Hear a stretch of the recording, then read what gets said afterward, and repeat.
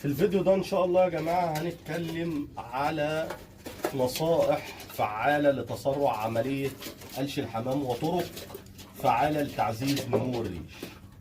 طبعا ان احنا في وقت صعب على كل مربي اللي هو بيعاني من قله الانتاج. قله الانتاج يا سيدي الفاضل ان احنا الحمام بيريح له شهرين ثلاثه في السنه. شهرين ثلاثه حسب ما انت بتراعي الحمام. انا اقول لك النهارده على معلومات عفوا على نصائح فعاله هتسرع معاك الايه فتره القلش ديت وتعزز نمو الريش عند الحمام. هقول لك حاجات تعملها هتخلي الريش يطلع بطريقه جميله وفي نفس الوقت ينمو الريش بتاعه، وتلاقي بالصلاه على النبي عندك الحمام كله بيعدي فتره القلش. بس اذا عملت الخطوات دي، اهم حاجه الخطوات يا جماعه ان انت تعتني بحمامك. يعني ايه تعتني بحمامك؟ انا بعتني بحمام ان هو بديله مثلا وجبه، لا ما ينفعش عشان ما عندوش انتاج اديله وجبه، لا ما ينفعش. لازم نديله وجبتين، وجبه بالنار ووجبه بالليل عشان يشبع، عشان يخش فتره القلش صحته تكون كويسه.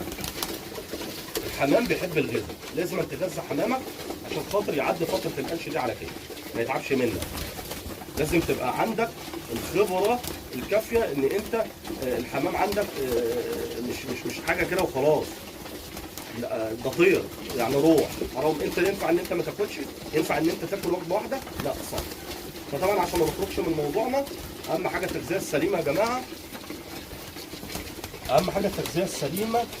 وتاني حاجه الفيتامينات يا جماعه، اهم حاجه الفيتامينات دي باستمرار. يعني لازم يكون عندك فيتامينات او احماض امنيه للحمام. واهم حاجه ان انت تدي الديكال يا جماعه، يعني الديكال ده اساسي. دي الاحماض الامنيه يا جماعه، الاحماض الامنيه اللي احنا بنديها. ادي اي حاجه، ادي بروفين، بروم فيت، ادي مثلا كيس كده اسمه اللي هو بقى اسمه بنش. دي فيتامينات كويسه جدا جدا، انا كنت لسه بسال عليها النهارده وما لقيتهاش، فان شاء الله الراجل هيجيبها ان شاء الله قريب. فانا ان شاء الله اعمل عليها فيديو ان ده فيتامين مهم جدا انت ممكن تقدمه للحمام وسعره حنين وكويس ومش هتضرب فيه كتير. الفيتامينات طبعا الفيتامينات والاحماض الامينيه دي مهمه جدا وبتساعد على جوده البيض، في نفس الوقت بتساعد على زياده الانتاج وبتقوي فرد الحمام لاحسن حاجه. واهم حاجه ان انت تدي الفتره ديت، اهم حاجه ما تنساش ان انت تدي خميره. الخميره كويسه جدا يا جماعه في الايام دي، الخميره كويسه جدا في الايام دي. اهم حاجه تدي خميره لمده 3 ايام او 4 ايام او مرتين في الاسبوع، مرتين في الاسبوع كويس، بحيث ان الفرد ريشه ينمو ويلمع ويبقى بصحه جيده. طبعا وانتم عارفين ان هي بتزيد زياده الانتاج وكويسه جدا في الهضم، وكمان كويسه بتساعد على زياده البكتيريا النافعه. فاحنا لا استغناء عن الخميره الايام دي يا جماعه. واهم حاجه يا جماعه ان رانك في الايام ديت تدي رافع مناعه باستمرار، يعني ممكن مره واحده في الاسبوع عشان الحمام يبقى عندك رافع عنده مناعه قويه، او تدي توم في الميه عشان يبقى عنده مناعه قويه. وبالنسبه للجدول اللي هو بتاع الاعشاب الاسبوعي، ادي زعتر مره واحده برضه في الاسبوع مع الكلام ده ان شاء الله عشان تعدي فتره القلش وتلاقي عندك انتاج مستمر وتلاقي عندك الحمام في صحه جيده وما يبقاش عندك امراض. تمام يا جماعه؟ اهم حاجه ان انت تعتني بحمامك في الفتره دي، يعني ما تهملش في حمامك. يعني الحمام الايام ديت ما بينتجش، بس عشان ان انت مثلا ما بينتجش مش هتاكله لا حرام عليك. فطبعا الحمام ده روح، فاهم حاجه ان انت يعني تهتني الايام ديت عشان خاطر فتره القلش دي فتره صعبه على كل مربي، ان هو بيبقى زعلان ان لا ده كويس جدا الحمام ما بيريح عندك كويس، هو بيريح عندك. طب ما هو بيريح عندك عشان خاطر ايه؟ عشان خاطر ياخد هدنه. ياخد هدنه.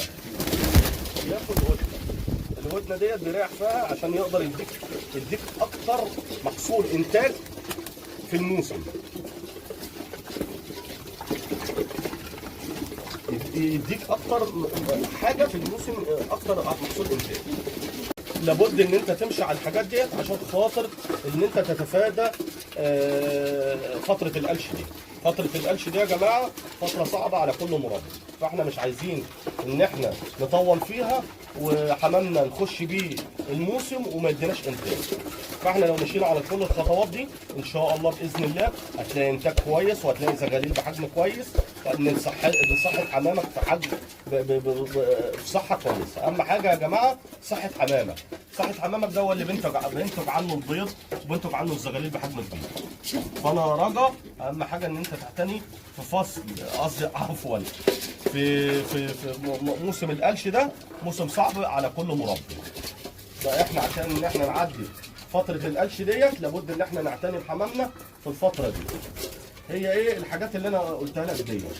هي نصائح كويسه، يعني مش نصائح هتبقى صعب عليك ان انت تعملها، لا نصائح كويسه جدا هتعدي بقى ان شاء الله فتره القلش ديت. فاهمني؟ لو انت حاولت ان انت تطبقها عندك في مكانك والله هتلاقي نفسك نصائح فعاله لتسارع عمليه قلش الحمام وطرق فعاله لتعزيز نمو الريش. يعني نمو الريش ده يا جماعه اساسي الخميره. عايز الريش يطلع بسرعه ادي خميره. ادي خميره. ادي خميره عشان الحمام يبقى بصحه جيده. عشان يبقى بصحه جيده تدي خميره باستمرار يا جماعه. فالخميره يا جماعه خميره كويسه. الخميره فيها كل الاحماض الامينيه وفيها الفيتامينات كلها. بتساعد على الهضم وبتساعد على حجم الحمام وبتساعد على زياده الزغاليل يعني فيها حاجات جميله جدا جدا بغض النظر عن الكلام عن الخميره. فاحنا مش موضوعنا الخميره دلوقتي، احنا بنقول الحاجات اللي هي بتساعد على نمو الريش وبتعدي فتره القلش. من ضمن الحاجات اللي هي زي الديكال والامولانت اللي رافع المناعه والحاجات اللي احنا بنديها في الايه في الام دي. واهم حاجه جرعه الديدان الشحي او اما البنبك. طبعا انا مش هطول عليكم في الفيديو، لا تنسونا بالاشتراك وتفعيل زر الجرس حتى يصلكم كل ما هو جديد من قناه حمام الخير. السلام عليكم.